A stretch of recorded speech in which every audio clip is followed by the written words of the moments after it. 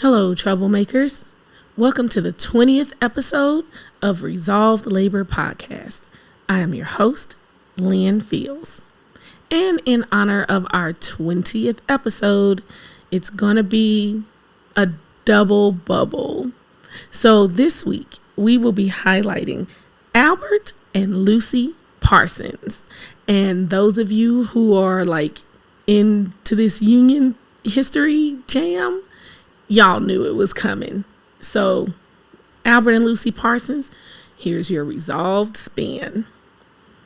Albert Richard Parsons was born to Samuel and Elizabeth Nee Tompkins Parsons on June 20th, 1848.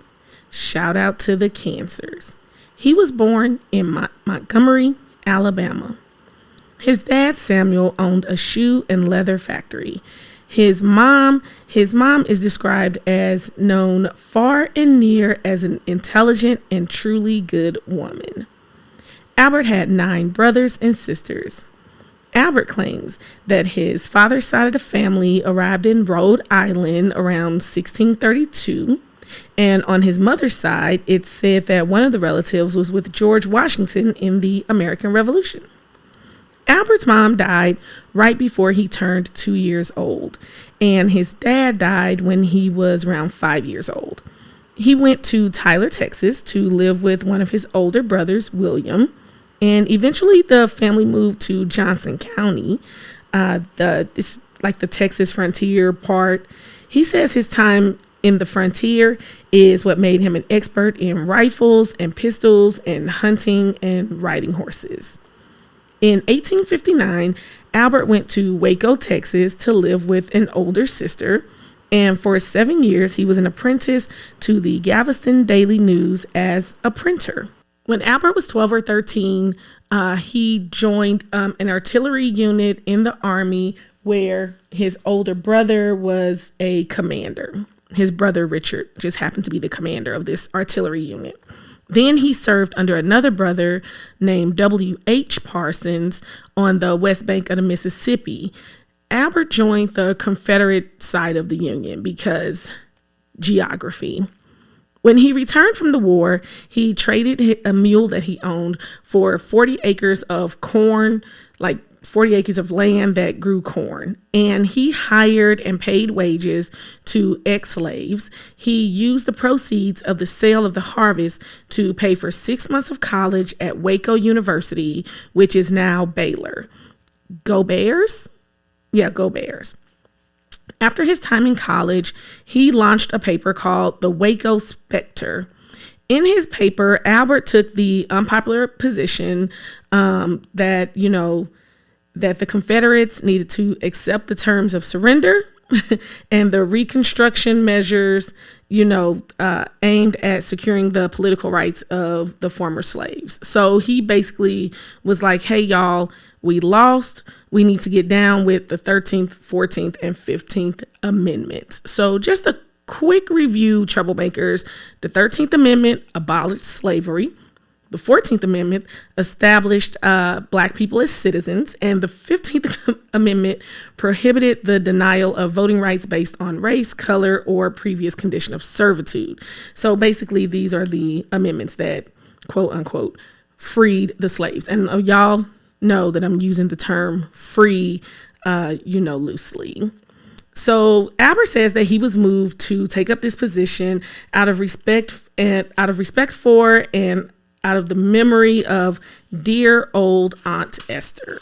So apparently, dear old Aunt Esther, she had since died, but she was a formerly enslaved house servant for one of the Parsons brothers.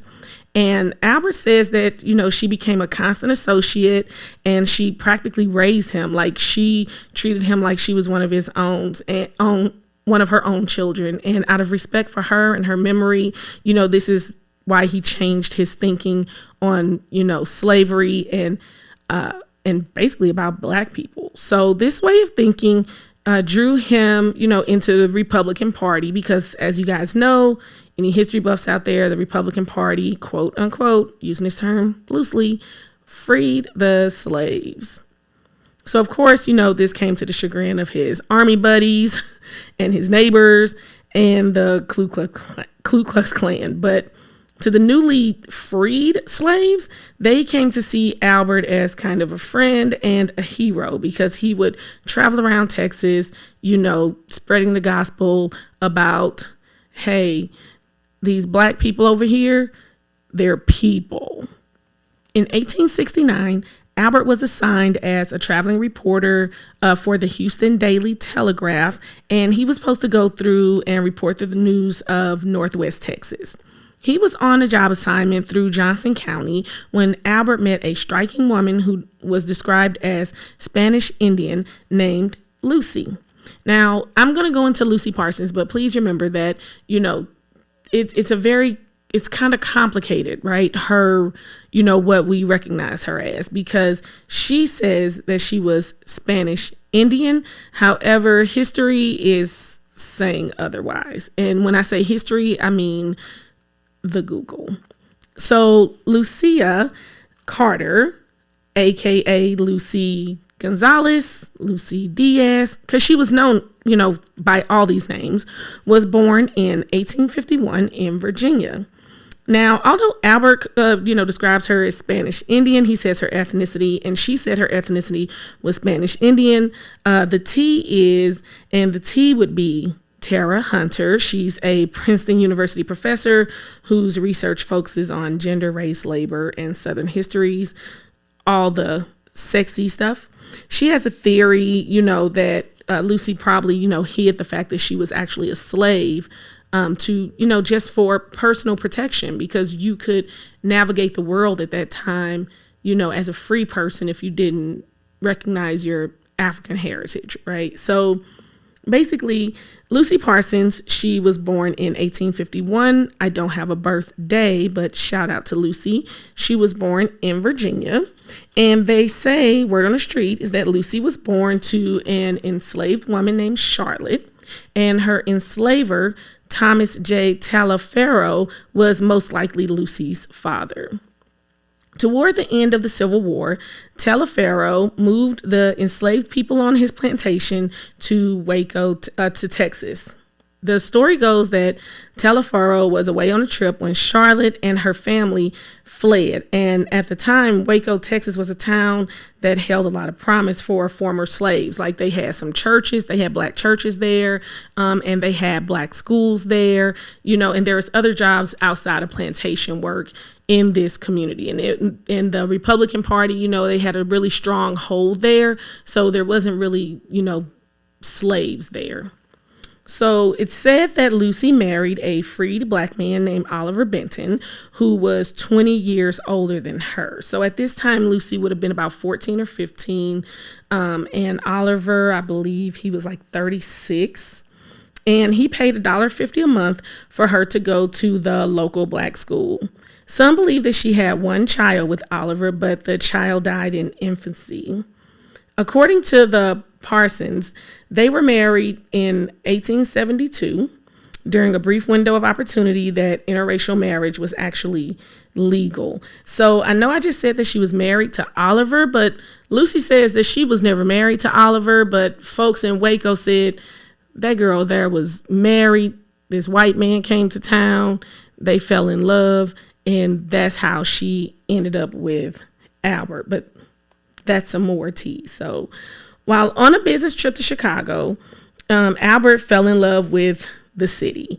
And things, in Texas, it was getting kind of right, because Albert actually, he's out here, he's talking about, hey, free the slaves. And even though they were in this particular part of Texas, that still wasn't a really popular stance to be taking up. And he actually, got shot in the leg because he was trying to register black people to vote. So at that time, him and Lucy was like, okay, our marriage was legal, now it's not legal, and you just got shot in the leg, so let's go to Chicago. And he liked Chicago too, because he said that there was political aspirations that he had, and he thought there was a lot of opportunity there. So Lucia starts going by Lucy, and she saw it as Chicago as a place where she could do more than just, menial labor. Once in Chicago, Albert became a member of the Typographical Union Local 16. In 1874, Albert started, kind of researching and became interested in what was called the Great Labor Question. So I guess, labor at this time was really just kind of trying to get its sea legs under itself, right? So there was a great fire in Chicago, and like we talked about in the Mother Jones episode, so go back and talk about it. And basically there was a society that had been set up called the Relief and Aid Society, and they were in charge of all this money. Like, they had millions of dollars that came in from like all over the country, and all these different corporations gave to them. And it was set up so that it could give the families and the businesses that had been impacted by the fire, an opportunity to rebuild. Well, the working people were making claims that the Relief and Aid Society was helping businesses, but not the people. And local newspapers, they supported the society and labeled the working people as, quote, communists, robbers, and loafers. Now, Albert, he compared this attitude that the paper was making. He compared it to the Southern slaveholders that, shitted on former slaves who were asking about, hey, can I get that 40 acres and a mule? The slave owners, they bitched that the former slaves were trying to make them, quote, divide their property. So basically the business owners in Chicago was like, oh, this is our money because our businesses are the ones that got burnt up. Like, fuck you and your house that got burned up. So while reporting on this issue, Albert came into contact with, the Socialist Party, and he became familiar with them, some of the folks that were involved in it, and he started studying their writings. And the more he studied and hung around with them, he was like, oh yeah, found my people. So let's just take a beat right now, troublemakers, and let's just dissect some of like what we've already went through, right? So right now we have a former Confederate soldier who has married a person of color, and he is a former Republican, now socialist from the South, and now they live in Chicago. Now we're all caught up. So Albert jumps feet first into socialist causes and teachings, and he has two goals, as far as talking this up, because he was talking to anybody that would listen. And his first goal was to educate the workers first, and then he wanted to educate the labor exploiters, as he called them. He soon earned a reputation as a labor agitator. And the bosses, they were very familiar with him, and he was not quiet about this, and they weren't quiet about how they felt about him. And the more they talked against him, the more determined Albert became. In 1877, the Great Railway Strike was happening. And on July 21st, 1877, 30,000 workers, they came together on Market Street. Albert was one of the speakers. He encouraged the people to use the power of the ballot to obtain state control of all means of production, transportation, communication, and exchange, and to take the power out of the hands of the private individuals, corporations, monopolies, and syndicates. So Albert, and Lucy, in their free time, they would go, down to Lake Michigan, and they would speak, with a bunch of other speakers, but they would speak and give speeches to crowds from anywhere from 500 to 1,000 people every week, preaching the socialist agenda. But, even Mother Jones, she even came to one of these Sunday soirees, right? And when she came out, she was just like, ooh, that was a lot. That was too much even for me, because they used to talk about bombing people and, using explosives. Lucy, she would even say, hey, use explosives, learn how to use explosives. So the next day after speaking at the railway strike rally, Albert reports to work, like he always does, and he finds that his name is stricken off the roll. So he goes to his boss and he's just like, hey, can't clock in because my name is scratched off. And his boss was like, oh yeah, we forgot to tell you, you fired. And not only are you fired, your ass is blacklisted. So good luck getting another job at another newspaper. So Albert was just like, okay, kind of saw this coming, but it's all good because he had a side hustle anyway, writing for the socialist newspaper. And Lucy had, she was running a very successful seamstress business. So, I mean, she was like very successful, like to the point where she even took like a couple of people to court, like white people to court for unpaid bills. Like, so she was a very serious, very smart businesswoman, and her business was very successful. So the Parsons, they weren't missing no meals, but it was still messed up because, Albert ain't got no job now.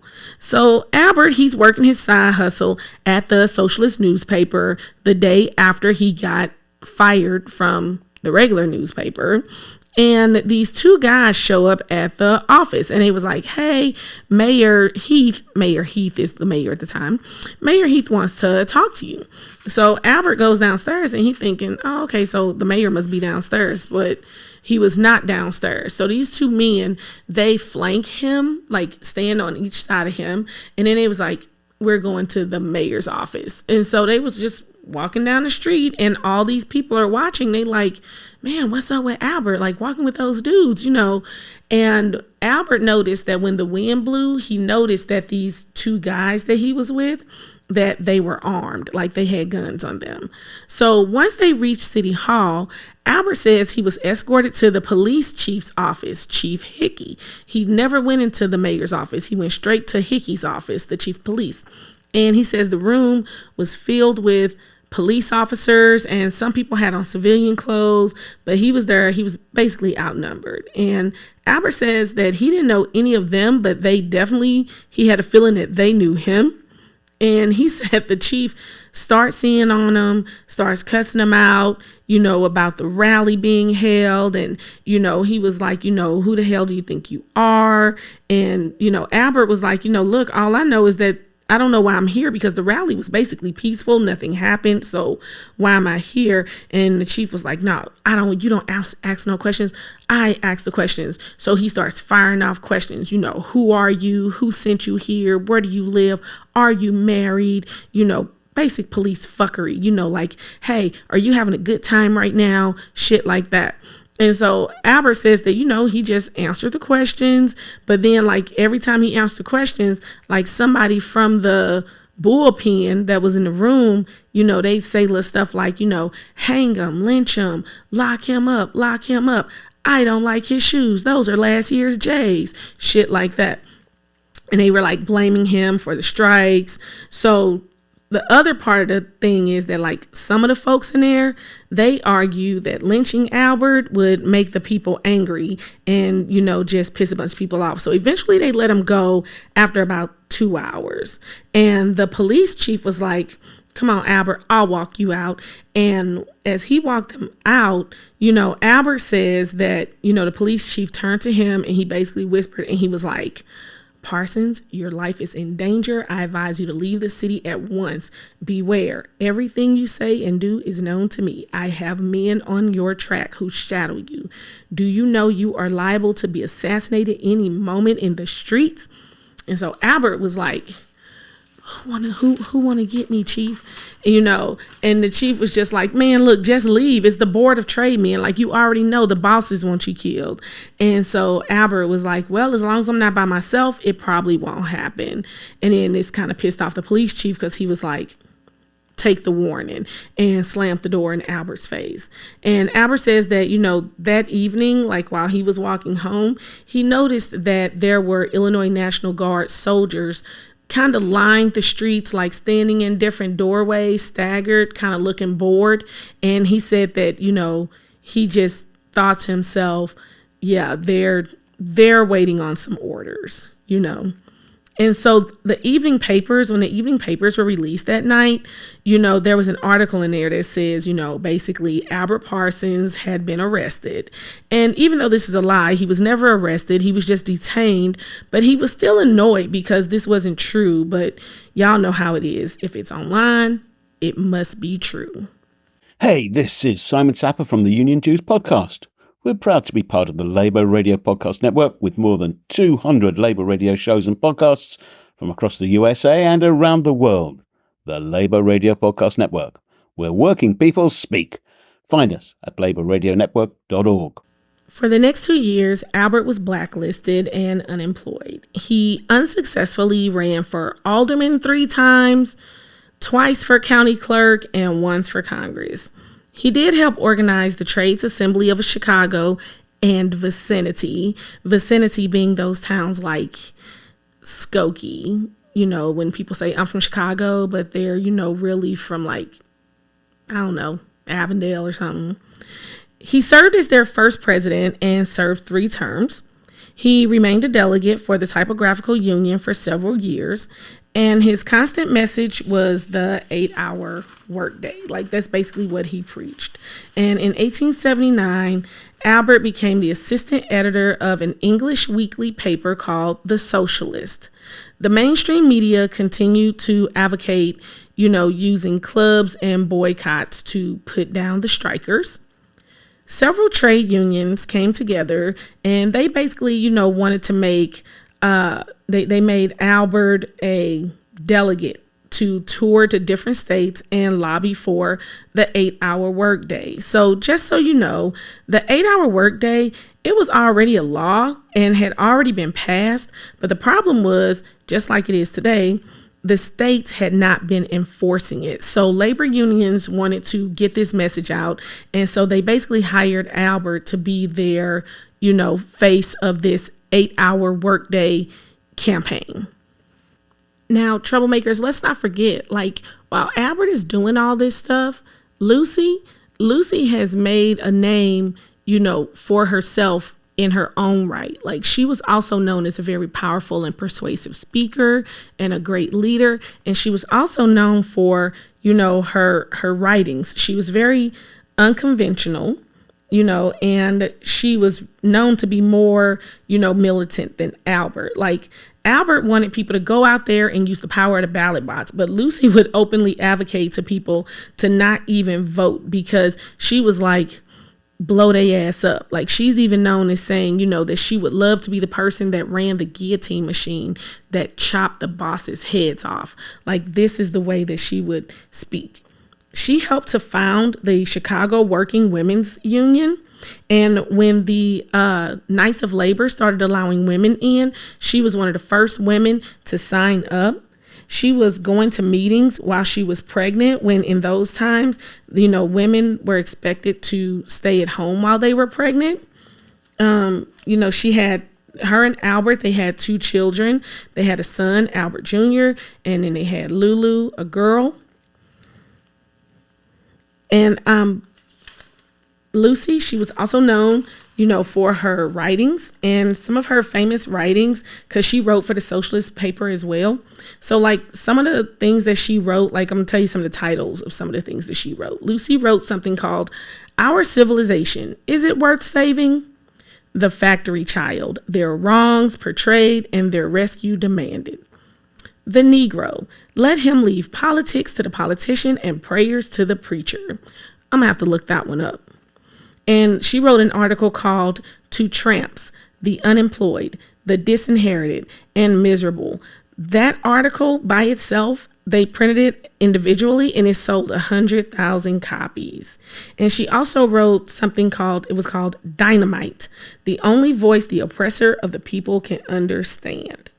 So Lucy, in her own way, she had her own reputation out there amongst the bosses, of being really, really gangster. So, we didn't want to mess with her either. On May 3rd, 1886, there was a labor rally outside of the McCormick Reaper plant on the west side of Chicago. One of the organizers, a man named August Spies, he had a speech, he made a speech, and he was telling the workers to, quote, hold together, stand by your union, or they would not succeed. So this is basically he was just hold the line, guys, right? So at some point during the day, the police and the strikers, there was a confrontation when the police basically, confronted the strike breakers, and all hell broke loose. And in the end, 2 of the McCormick workers were killed, and some newspaper accounts said there were up to 6 fatalities. August later testified, quote, I was very indignant. I knew from experience of the past that this butchering of people was done for the express purpose of defeating the 8-hour movement.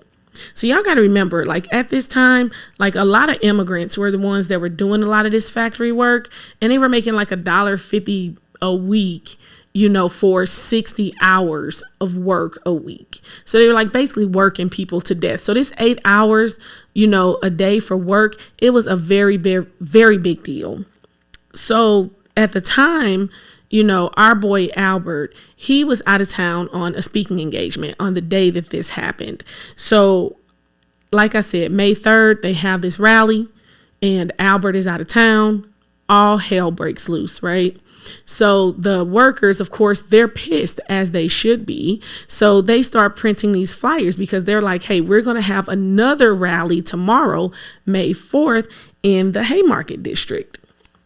So they get the word out, for this big rally. So on May 4th is, that day, now we got Albert, who is in town. So Albert goes to them and he was like, hey, y'all, maybe we shouldn't be doing this rally like right after the incident that happened yesterday, because now, the police, they still got these itchy trigger fingers and they going to be all up our ass. And if something happens, it's just going to be justification for them to just mow us down, which is what they want to do in the first place.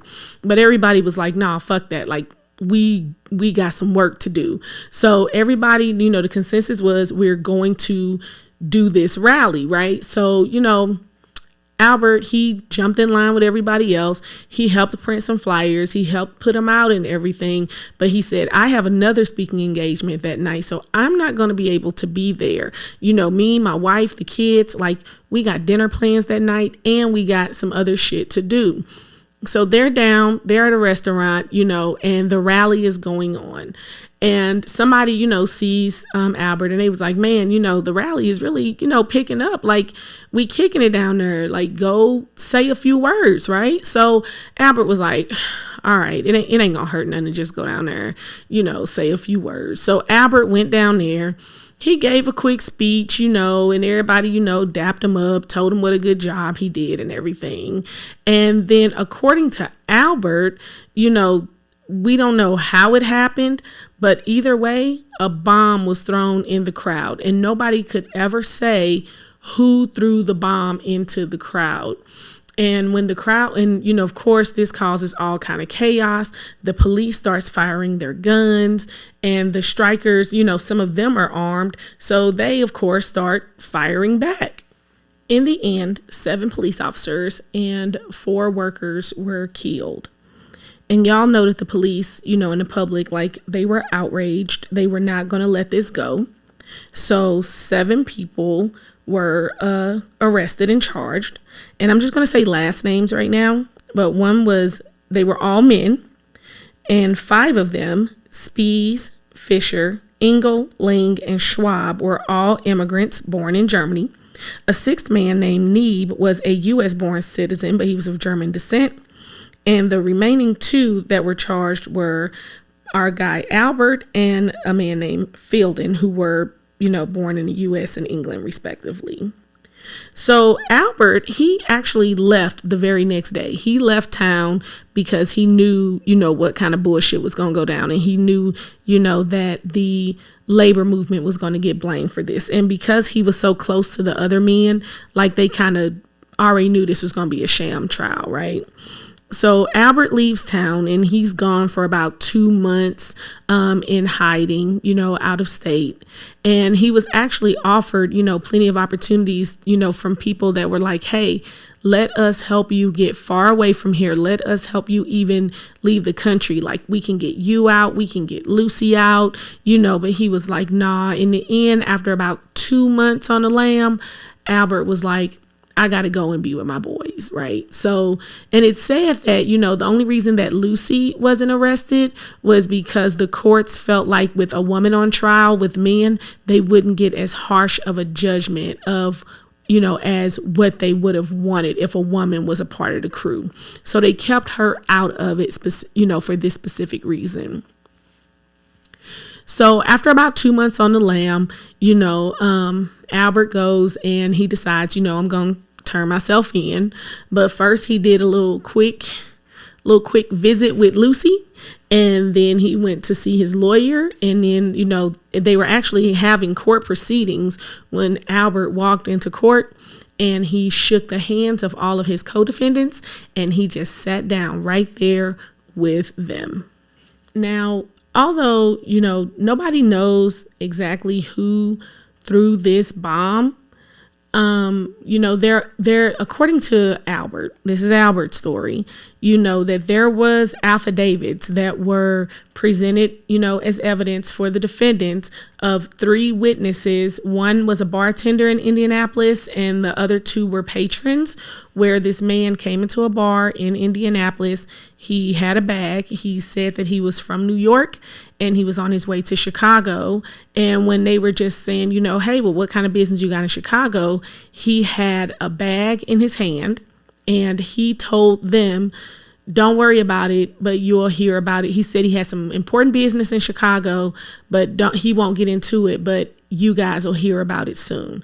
And then the next day is when the Haymarket Massacre happened. So those guys, they actually, sent in affidavits saying, there was this strange man from New York who came in, and he's the one that, basically planted this. Now, Albert, he maintains that the 8-hour workday was the reason that this happened. He says that this was basically a conspiracy between the bosses and the punk-ass Pinkerton thugs, and that their object was to break down the 8-hour workday, in Chicago. So, because just prior to that date, there was supposed to be another article that came out of New York Herald, in reference to the 8-hour workday. Somebody has said, quote, 2 hours taken from the hours of labor throughout the United States by the proposed 8-hour movement would make a difference annually of hundreds of millions in values, both to the capital invested in industries and existing stocks. So, Albert's theory was, they were trying to break the 8-hour workday movement by doing all this bullshit. So, of course, y'all already know, without going and being all long and drawn out, that all of these men were found guilty. It's actually reported that after the verdict was read, that Lucy ran into Albert's arms and she kissed him before he was led away and locked up. Albert was sentenced to death. It's said that he could have gotten his sentence commuted to a life in prison. However, he refused to write a letter asking the governor for this. So he says that it would have been like an admission of guilt. So he was not writing that letter. After Albert was arrested, Lucy went all around the country, giving speeches and trying to raise money, and draw attention to the Haymarket, massacre. But it didn't do too much good. And the police chief, Lucy, when she wasn't on the road, she visited Albert almost every single day. And she always brought a reporter with her because just in case they tried something fishy, she didn't want, she wanted it on record. And on the day that Albert was supposed to be executed, she was promised that she would get to see him, before he died. So she brought the kids, to the police station. And at the time, Albert Jr. was 8 and Lulu was 4. So she brings them to the police station, so they could say their goodbyes. And the police were like, we need to search you for bombs. And so they made her strip naked, and then they locked her in a room with her children and did not allow her to say goodbye to Albert. Albert's last words while he was up in the gallows, his last words with the rope around his neck, it was recorded. He says, "Will I be allowed to speak, O men of America? Let me speak, Sheriff Matson. Let the voice of the people be heard. Oh," and then the signal was given and his words were cut short, by the springing of the trap door. After Albert's execution, Lucy began calling herself the Haymarket Widow. She published Albert's autobiography, and, to spread his views and earn money to support the children. In 1889, at 8 years old, Lulu died of a rare disease. That was basically like her lymph nodes were infected and it caused swelling in her limbs. So there's a cure today, but there's no cure now. Lucy became estranged from the other anarchists, by the 1890s. Apparently she started an affair with this married dude shortly after Albert's death. And she also changed her stance on the use of violence as acceptable or effective. One of her most well-known beefs was with a fellow anarchist named Emma Goldman. So Emma Goldman felt that Lucy's fame was based on the myth of her husband's martyrdom. These are Emma's words, not mine. I guess, Emma felt like Lucy was playing up Albert's death a little bit too hard. And they also saw the free love movement differently because, Lucy, even though she was hooking up with this married man, she was more of a traditionalist. And Emma was like, get in where you fit in.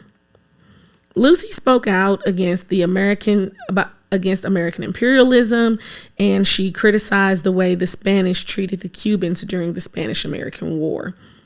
Albert Jr., he openly disagreed with his mother, and he enlisted to fight in the war.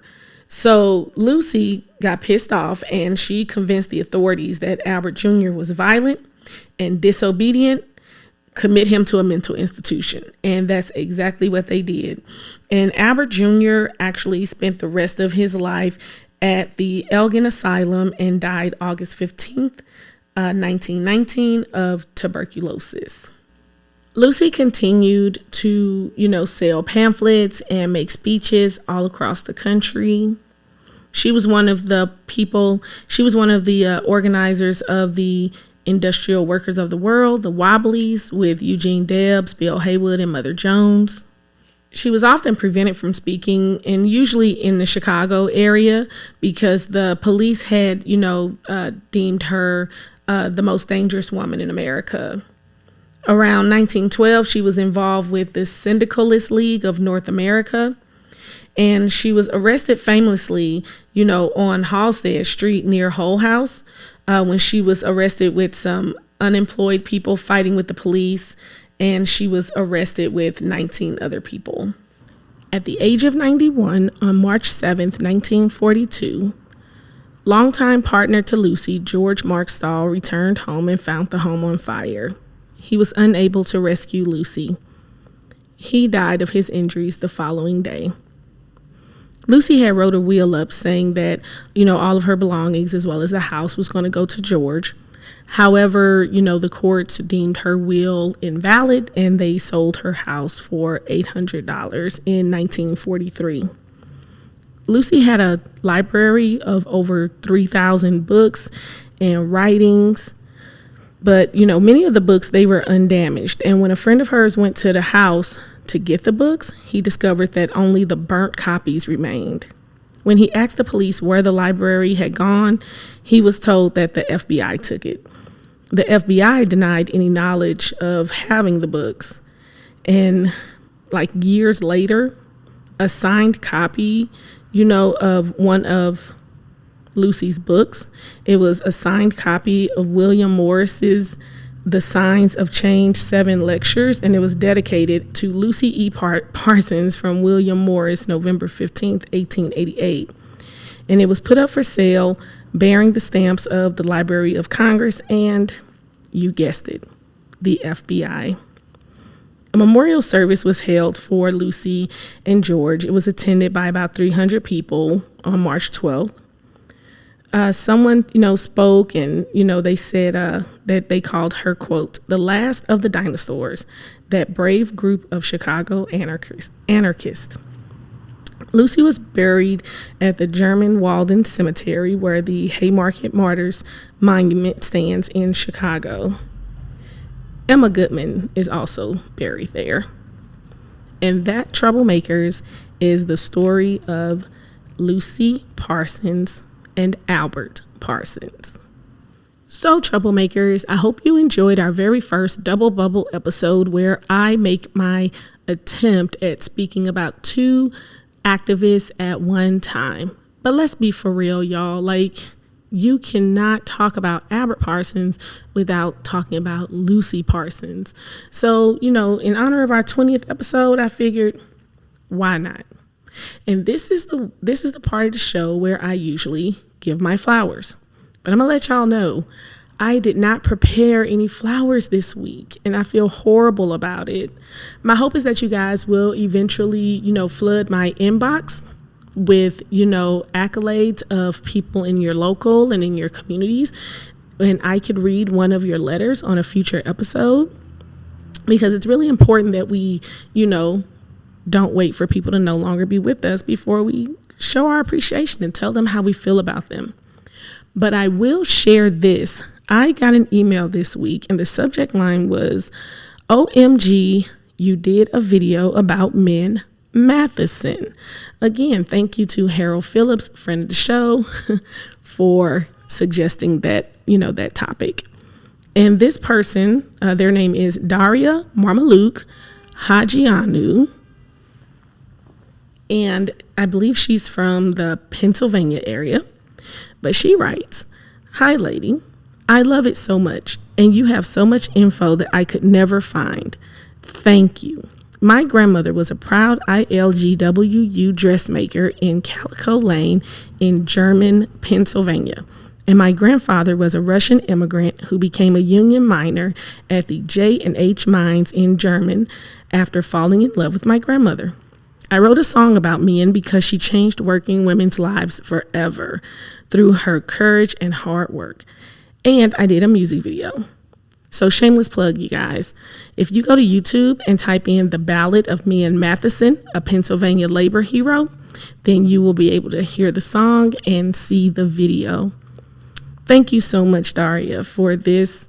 I put time in, and you don't think folks are listening, and you don't think you can reach people, and then you get emails like this that just gives you that extra shot in the arm. So I appreciate you, Daria. Please keep writing that music and putting love out into the world. And that is this week's episode. So don't forget to like us, rate us, share us.